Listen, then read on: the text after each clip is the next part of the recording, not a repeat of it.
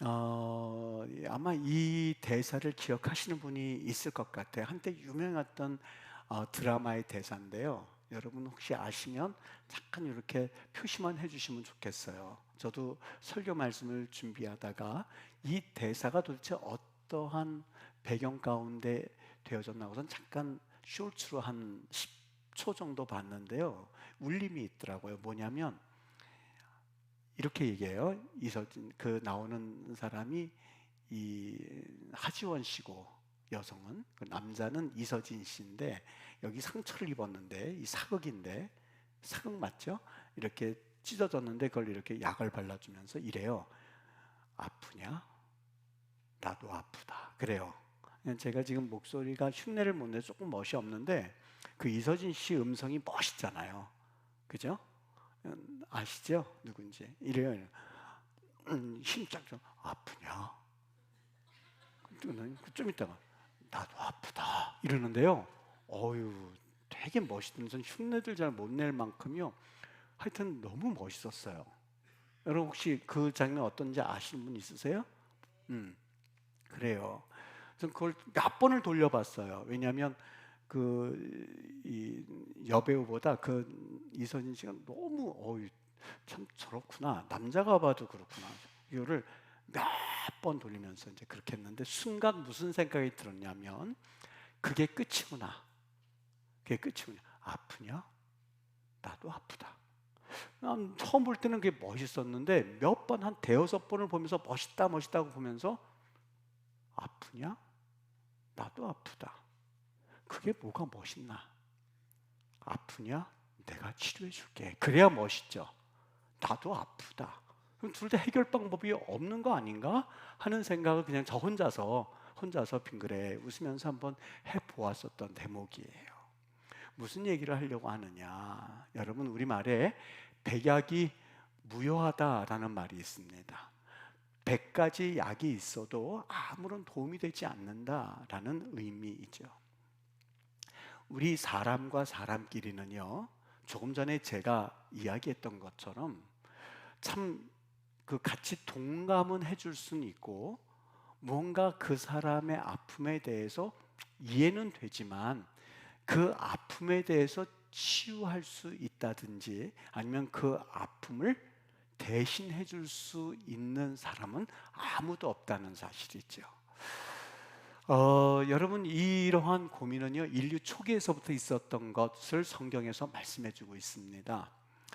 지난주에 우리가 어떤 말씀을 보았냐면 이스라엘 백성들이 시내산에서 머무는데 출애굽하고 나서 시내산에서 1년간 머물고 나서 이제 광야로 출발을 해야만 합니다. 그런데 이때 하나님께서 몇 가지 준비를 시키시죠.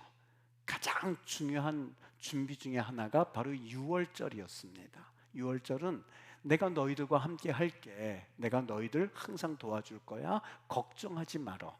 장자들은 다 죽어도 내가 너희들 장자만큼은 살려줄 거야. 그러니 걱정하지 말어. 라고 하는 약속과도 같은 말씀이기 때문에 하나님께서 그들에게 출발하기 전에 너희들 이 절기를 지켜라. 어떤 말씀을 하고 싶었어요?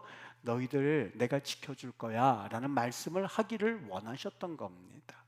그래서 그들이 그 유월절 절기를 지켜야만 하는데 어떤 사람들은 시체를 만졌기 때문에 유월절을 지킬 수가 없어서 모세에게 우리 어떻게 했으면 좋겠습니까? 시신을 만졌습니다. 아버지 어머니가 죽으셔서 어쩔 수 없습니다 하고 그렇게 불평을 했더니 하나님께서 한 가지 피할 길을 주셨는데 그것은 뭐냐면 1월 14일도 지키지만 한 달간 여유를 더 주어서 2월 14일도 지킬 수 있도록 하나님께서 6월절의 본질을 그들이 알 수 있는 길을 주셨던 거예요. 그러니까 1월 14일이라고 하는 길은 있지만 정한 날짜는 있지만 이것과 상관없이 한 번을 더 지키게 해주는 하나님의 긍휼하심을 우리는 받습니다. 그래서 지난주 설교에 손가락은 달은 쳐다보고 달은 보고 손가락은 잊으십시오라는 말씀으로 여러분과 함께 말씀을 나눴어요. 두 번째 중요한 게 뭐냐면 바로 인구 계수하는 것이었습니다. 우리 도표를 보면서 어느 지파는 늘어났고 어느 지파는 줄어들었고 주식 이야기하면서 빨간 거는 올라간 거고 파란 건 내려간 겁니다 하는 이야기를 여러분과 나누었습니다. 인구 개수가 너무 중요했어요. 왜냐? 바로 그들이 사막에 가면 이제 적군과 싸워야 될 일이 있기 때문에 20세 이상 되는 사람들이 몇 명인지를 세어보는 것이 참 중요했다. 그래서 두 가지, 하나는 유월절 이야기, 하나는 인구 개수하는 것이 바로 민수기에서는 핵심과도 같은 말씀이었습니다. 또 한 가지 이야기를 들려고 한다면, 제가 설교에서는 본문으로 사용하지 않았습니다만 하나님께서 그들을 거룩하게 하셨어요. 가정에서부터 거룩하게 되어져라 라는 이야기를 한번 그들에게 말씀해 주심으로써, 내가 너희들에게 거룩하라고 말하는 이유는 거룩하지 않으면 하나님 그 성소에 지나가다가 혹은 성소를 만지다가 죽을 수도 있기 때문에, 죽음과 직결되는 거기 때문에 이 거룩이라고 하는 것은 매우 중요했습니다. 여러분, 그렇게 세 가지 준비가 딱 끝나자마자 하나님께서 그들에게 출발, 그리고 출발을 명령을 내리셨던 거죠. 그게 민수기 10장의 이야기입니다. 그런데 어떤 일이 일어났냐? 그들이 푸념하기 시작했어요.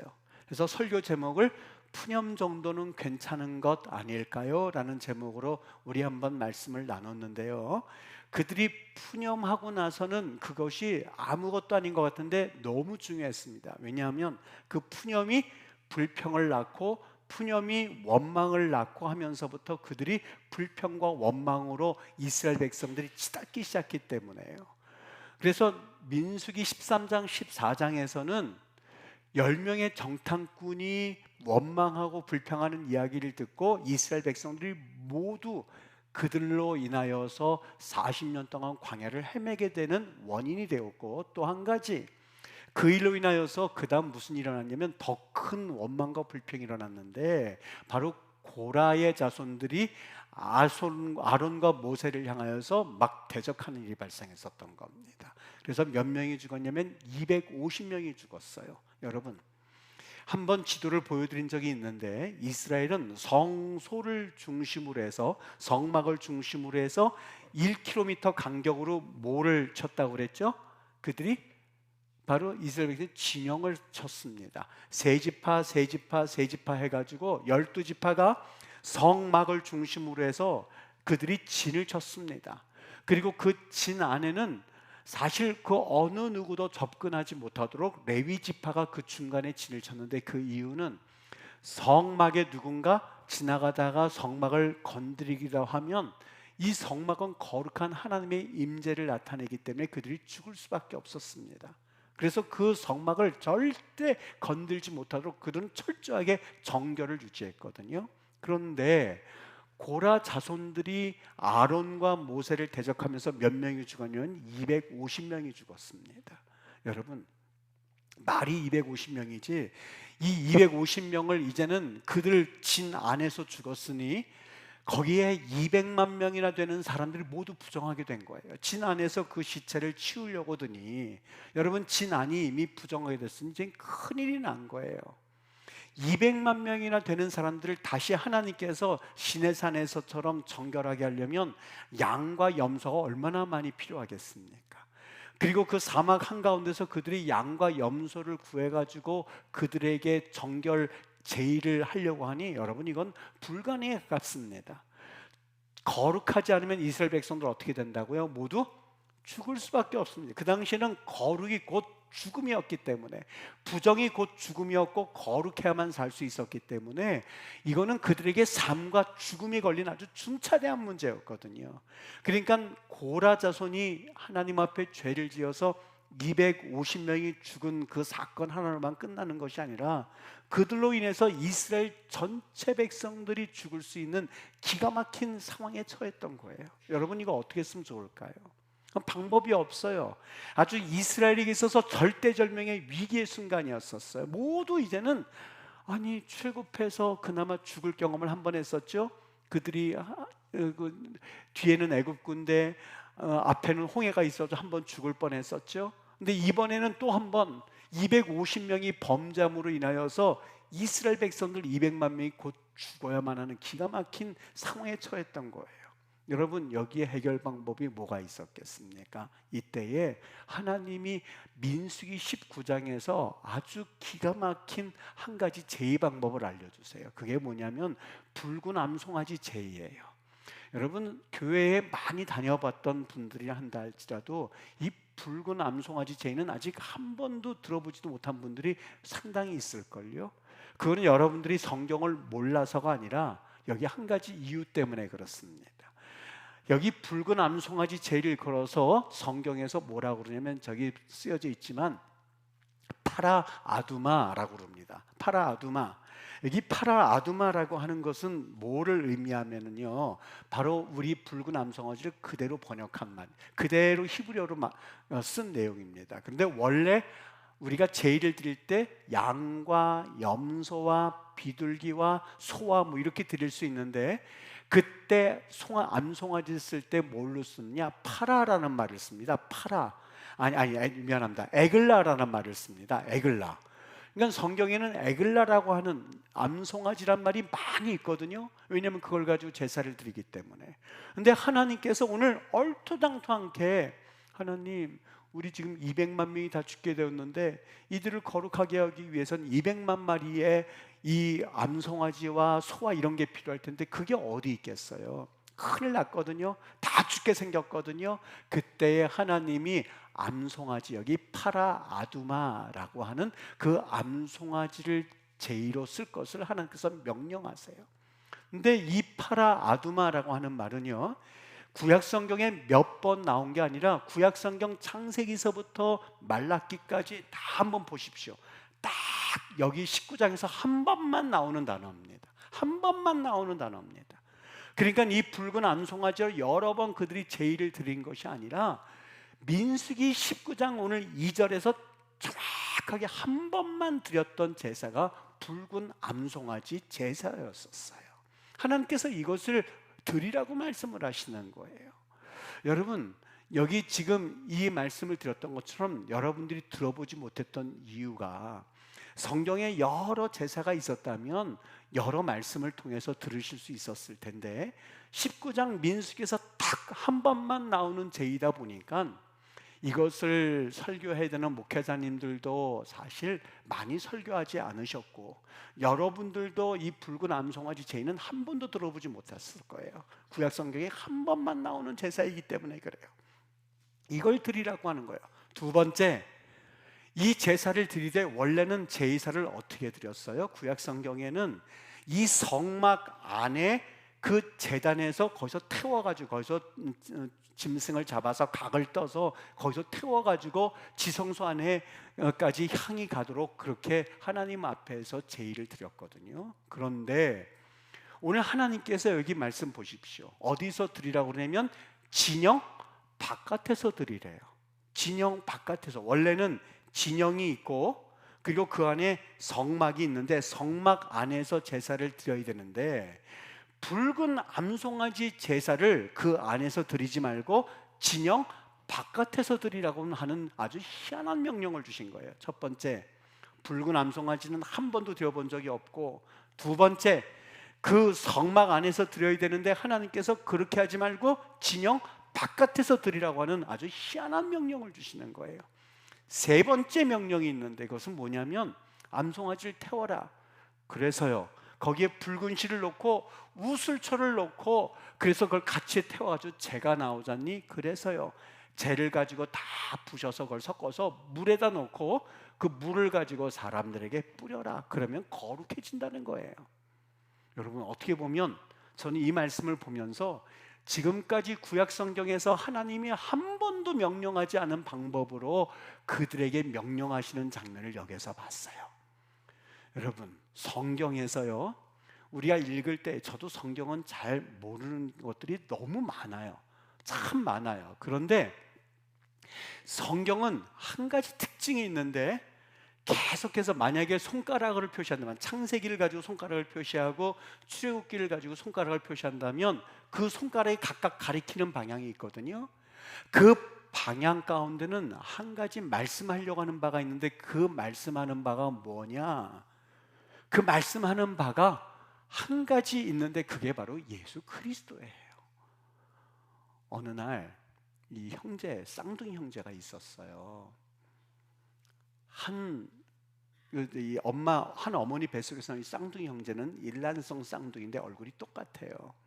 근데 성격이 전혀 달랐는데 형은 얼마나 착실한지 아주 근실하게 사는 형이었었고, 동생은 완전히 망나니도 그런 망나니가 없었던 거예요.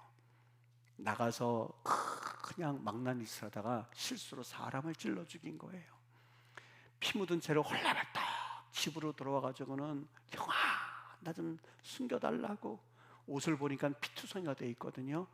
순간 형이, 이 동생이 무슨 짓을 했는지 직감을 한 거예요. 동생을 숨겨뒀더니 아닌 게 아니라 막 경찰이 와서 두들기는 거예요. 문 열라고.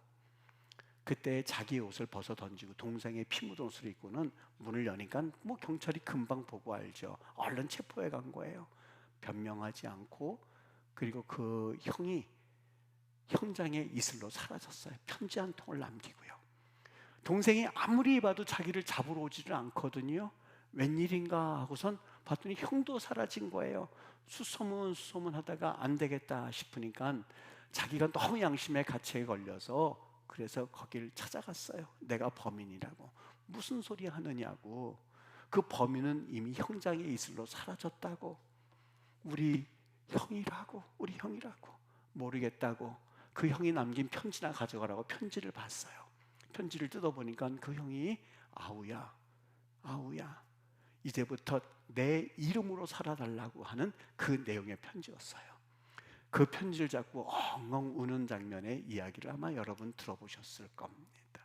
여러분, 성경에서는요 하나님이 우리에게 편지를 하나 남기셨거든요. 창세기라고 하는 편지를 남겼고, 출애굽기라고 하는 편지를 남겼고, 레위기라는 편지를 남겼고, 민수기라고 하는 편지를 남겼는데 그 편지마다 방향을 가리키는데요, 때로는 그 방향을 가리키는 손가락이 희미해서 잘 보이지가 않을 때도 있어요.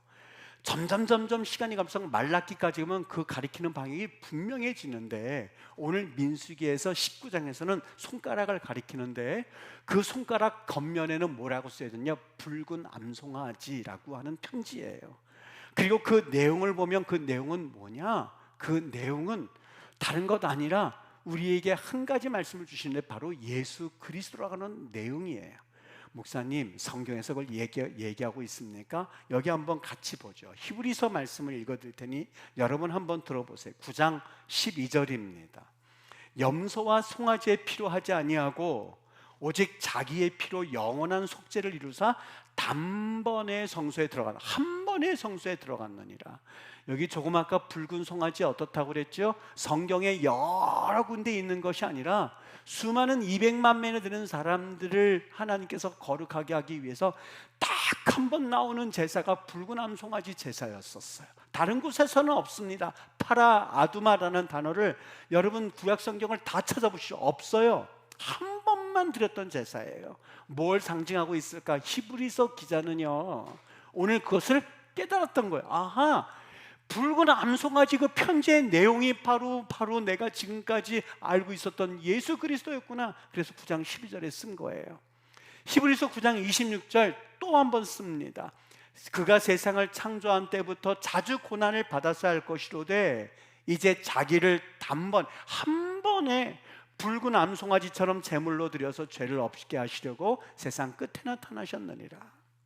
히브리서 9장 28절 그리스도도 많은 사람의 죄를 담당하시려고 단번에 한 번에 들이신 바 되셨고, 두 번, 세 번 들은 게 아니라 한 번에 들이심으로써 히브리서 10장 10절 예수 그리스도의 몸을 단번에 한 번에 들이심으로 말미암아 우리가 거룩함을 얻었느니라. 여러분, 이것은 영의 눈을 가지고서는 이해할 수가 없어요. 도대체 붉은 암송아지가 들여서 뭐 어땠다는 거야? 여러분, 손가락을 가리키는데 손가락을 볼 것이 아니라 뭘 가리키는지 보셔야 되는데, 겉봉투는 붉은 암송아지 제이예요. 그리고 그 진영 바퀴예요. 여러분, 진영 바퀴를 왜 그렇게 강조하세요? 성경 읽어드릴게요. 히브리서 13장 13절이요. 우리도 그의 치욕을 짊어지고 영문 밖으로 그에게 나아가서 예수님이 십자가에 못 박혀 돌아가신 것은 성문 안에서가 아니라 성문 밖에서 돌아가셨어요. 무엇을 상징하고 있을까요? 희미하기는 해요. 그게 그거에 맞나? 라는 만큼 때로는 참 희미해요. 그런데 민수기에서는 수천 년 이후에 예수 그리스도라고 하는 그 메시아가 어떤 분인지 영감으로 받은 채 그저 하나님의 말씀을 따라서 써내려가기 시작했어요. 여러분, 2024년도에 우리가 살고 있죠. 2024년도 앞으로 4044년도에 어떤 일이 벌어질지 여러분 상상이나 되세요? 전혀 상상을 못해요. 2000년 이후에는. 그런데 오늘 민수기가 쓰여진 날짜는요, 지금으로부터 3500년 전에 쓰여진 거예요. 그러니 여러분, 예수 그리스도라는 이름은 사용하지 않았지만 하나님께서 영감을 주셨던 거예요. 어떻게 해요? 손가락으로 가리킬래? 뭘 가리킬까요? 앞으로 3500년 전에 3500년 이후에 읽을 이 임마누엘 교회 성도들에게 무언가를 갖춰줘야 되지 않겠니? 무슨 일이 일어날까요? 앞으로 네가 손가락을 가리칠 1500년 이후에는 메시아 예수 그리스도가 나올까요? 어떻게 표현할까요? 붉은 암송아지를 써라. 그럴게요. 거기에 진영 밖에서 잡는다고 써라. 그럴게요. 아마 그 쓴 사람은 어떤 것을 의미하는지 정확하게 몰랐을 수도 있어요. 그게 다일 거예요. 그런데 성경에선 우리로 하여금 붉은 암송아지 영문 밖에 그리고 진영 밖에라는 말씀을 통해서 우리로 하여금 예수 그리스도, 예수 그리스도, 예수 그리스도, 예수 그리스도는 편지문을 남겼고 그걸 우리에게 읽기를 원하고 있는 그 마음을 우리는 보실 수 있어야만 해요. 여러분, 그게 오늘 본문 민수기 19장의 내용입니다. 저는 이 말씀을 보면서요, 오늘 이 말씀을 가만히 묵상하다가 이 사실을 여러분과 좀 나누기를 원해요. 여러분, 우리 하나님이 왜 붉은 암송아지를 보내셨습니까? 어떤 이유 때문에 보내셨죠? 그들이 하나님 앞에 불평불만하는 고라의 자손들 250명으로 인해서 다 부정하게 됐어요. 희망이 없어요. 너 아프니? 아파요. 나도 아프다. 그게 인간이에요. 멋있는 것 같고 폼이 있는 것 같지만 너 아프니? 내가 치료해 줄게, 내가 낫게 해줄게가 아니라 그냥 나도 아플 뿐이에요. 그게 우리 인간의 한계예요. 그게 여러분과 나의 모습이에요. 여러분, 인간이 위대한 것 같지요? 우리 성경 창세기에서부터 인간의 한계를 말씀하고 있어요. 어떤 한계요? 범죄함으로 인하여서 여러분, 우리 인간은요 이제 죽을 수밖에 없는, 여러분 이게 실감이 나십니까? 아마 젊으신 분들은 잘 실감이 안 날 수도 있어요. 특별히 청년들이나 아니면 중고등학생들은 죽음은 나하고 멀게만 느껴질 거예요. 그렇다고 해서 연세 드신 분들은 가깝게 느껴진다는 말이 아니라 사실 죽음은 내가 그것을 당하기 전까지는요 사실 느끼지를 못해요. 아직 죽음은 나와 멀리 있는 것처럼 느껴져요. 그런데 참 창세기에서는 우리에게 인간의 범죄로 인하여서 우리 인간에게는 한계를 경험하게 되었는데 그 한계라고 하는 것은 죽음이라는 한계이고, 그리고 이 죽음이라는 한계는 누구도 벗어날 수 없습니다 라고 하는 인간의 실존을 우리에게 명확하게 말씀하고 있는 것, 이것이 바로 성경에서 말하는 우리의 실존이거든요. 저는 이 말씀을 보다가 그렇구나, 우리에게는 희망이 없는 그런 존재구나, 목회를 하다 보니까는요, 여러분 우리 성도들 가운데는요 참 다양한 문제의 직면에 있는 것을 볼 수 있습니다.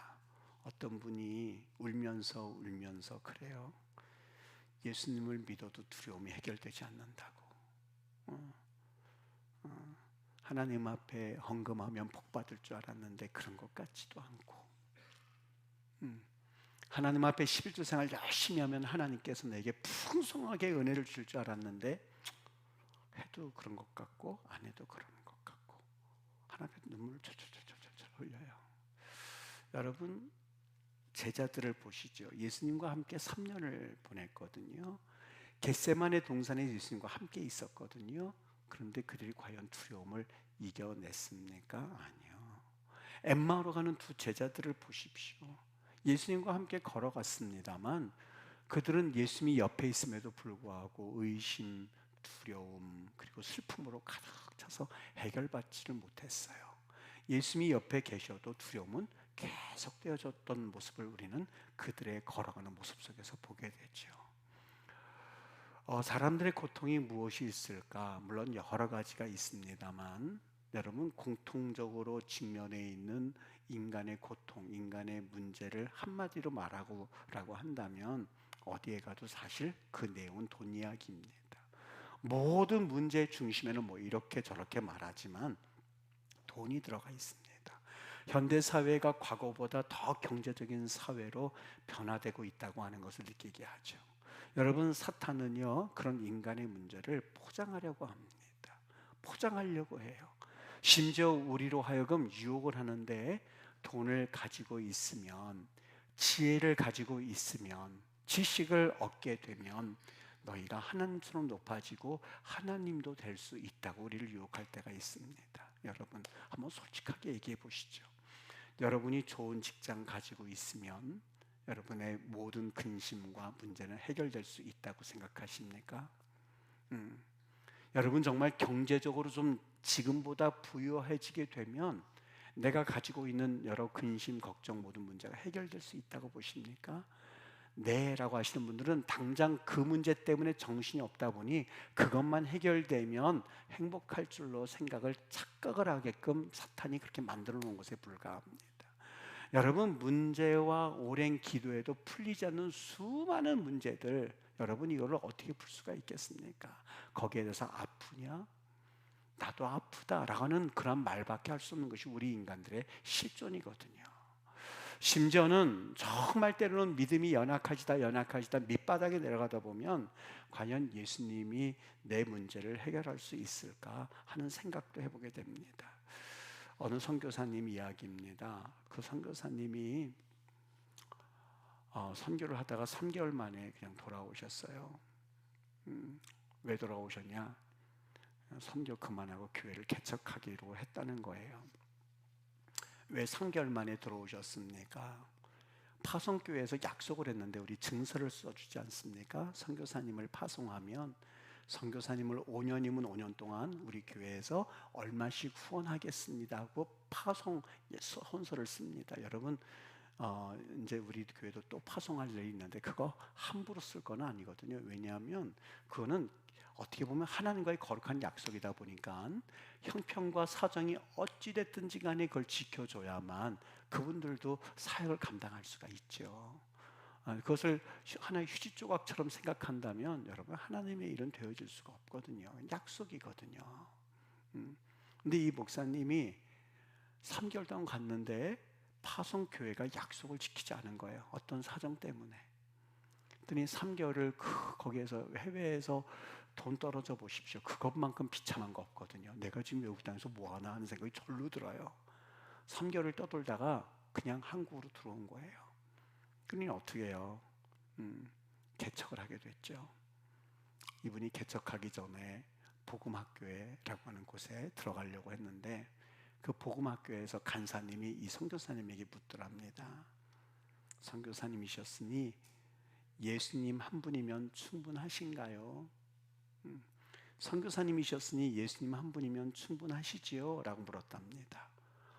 그 말에 이 선교사님이, 여러분 예수님 한 분이면 충분하십니까? 한번 대답해 보실래요? 예수님 한 분이면 충분하신가요? 정말 다른 거 없어도 괜찮으세요? 직장 떨어지고 자녀도 대학 떨어지고 다 없어 정말 괜찮습니까? 한번 대답을, 아니면 아니라, 그렇게는 못 살죠. 그렇게 하셔도 괜찮습니다. 아니, 정말 괜찮으세요? 예수님 한 분이면 충분하신가요?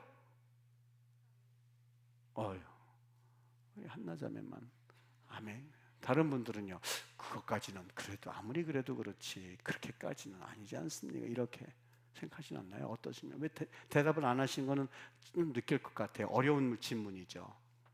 이 복음학교에서 그런 거예요. 선교사님, 예수님 한 분이면 충분합니까? 그랬더니 이 선교사님이 순간 뭐라고 대답한 줄 아세요? 글쎄요, 눈물을 툭툭툭툭 흘려드시는 거예요. 글쎄요. 과거에는 예수님 한 분이면 충분하다고 생각했는데 3개월 동안 해외에서 집도 없고 생활비도 없고 자녀 학교도 보내지 못하고 그러고 살아보니까 예수님 한 분이면 정말 충분하다는 말이 자신이 없어지더라는 거예요. 무너지기 시작하더라는 거예요. 여러분, 우리 그렇지 않습니까? 하나님 안에서 믿음으로 산다고는 하지만 우리 중에서 예수님 한 분이면 충분합니다라는 것을 자신 있게 네, 그렇습니다 할 수 있는 분들이 얼마나 되겠습니까? 그만큼 우리가 무서운 세상에 살고 있는 것은 사실입니다. 그런데 여러분, 일상의 삶 가운데서 주님을 바라보는 훈련이 우리에게는 필요합니다. 눈으로 주님을 볼 수가 없죠. 하나님께서 우리에게 눈으로 볼 수 없기 때문에 대신 우리에게 믿음을 주세요. 믿음을 주시는 거예요. 믿어지면 그때부터는 본 것과 같다는 거예요. 히브리서 11장 1절 말씀, 믿음은 바라는 것들의 실상이요 보지 못하는 것들의 증거다. 여러분, 예수님이 거하심이 믿겨지시나요? 아직 믿겨지지 않는다면 여러분 어느 한순간에 그 믿음이 확 다가올 수도 있습니다만 내 삶 가운데서 그것을 믿도록 한 주간 동안에 훈련하실 수 있으셔야만 합니다. 여러분, 갈망만 가지고서는 안 됩니다. 이렇게 됐으면 좋겠다, 내 교회가, 내 가정이 이렇게 됐으면 좋겠다, 갈망만 가지고서는 안 됩니다. 뭐가 필요해요? 믿음이 필요합니다. 믿음이 있으셔야만 합니다. 어떤 믿음이요? 예수님으로 나는 정말 만족합니다 하는 그 믿음입니다. 우리 가운데서 다시 한번 물을 때에 여러분, 예수님 한 분이면 만족합니까? 하는 그 질문에 대해서 절망한다 한다 할지라도 예수님으로 만족하면 그분이 우리에게 희망으로 바꾸어 주시고, 절망을 해도 하나님께서 소망으로 바꾸어 주시고, 낭망해도 우리에게 능력되어 주시는 그 하나님을 우리는 다시 한번 바라보실 수 있으셔야만 합니다. 여러분, 그래서 예수님이 그러셨어요. 제자들에게 말씀하셨어요. 누구든지 나를 따라오려거든 자기를 부인하고, 나를 부인하고, 그리고 내 자신의 여러 가지 내 스스로를 부인하지 않고서는 십자가를 따를 수 없다고요. 사도 바울도 이것을 경험하고 나서는 예수님 한 분이면 충분했구나 하는 이야기를 그의 인생의 말년에서 하는 것을 보게 됩니다. 여러분, 한 주간이 이제 시작이 됩니다. 그냥 단순히 내가 입술로 하나님을 찬양하고 고백하는 그 입술이 내 삶에서 고백되어지는 한 주가 되었으면 좋겠어요. 주님 한 분이면 만족합니까? 라고 하는 질문에 대해서 우리가 정확하게 또 명확하게 네 라고 대답할 수 없는 그런 삶이었다면 이제 주님을 바라보시면서 하루하루 하나님, 월요일서부터 토요일까지 내가 훈련하기를 원합니다. 하나님, 내가 정말 예수님 한 분으로 만족하는 그런 삶이 되어지기를 원합니다. 구석구석에서 여러분이 그런 훈련을 통하여서 또 믿음의 훈련을 통해서 예수님을 고백할 수 있는, 결론은 예수 그리스도입니다 라고 고백할 수 있는 은혜가 있게 되기를 바랍니다. 두려운 일들이 일어나거든요. 두려운 일들이 일어나거든요. 그리고 무너지기도 하거든요. 그러니까 우리에게는 주님을 바라보는 훈련이 필요합니다. 무섭게 또 그리고 두려움으로 찾아오는 이 세상 앞에서 다시 한번 믿음, 바라는 것들의 실상이라고 할 수 있는 믿음, 또 보지 못하는 것들의 증거라고 할 수 있는 믿음을 우리 하나님 앞에 고백함으로 결론은 오직 예수 그리스도 그 한 분임을 하나님 앞에서 고백하는 우리 믿음의 성도들 되시기를 주의 이름으로 축원합니다. 기도하겠습니다.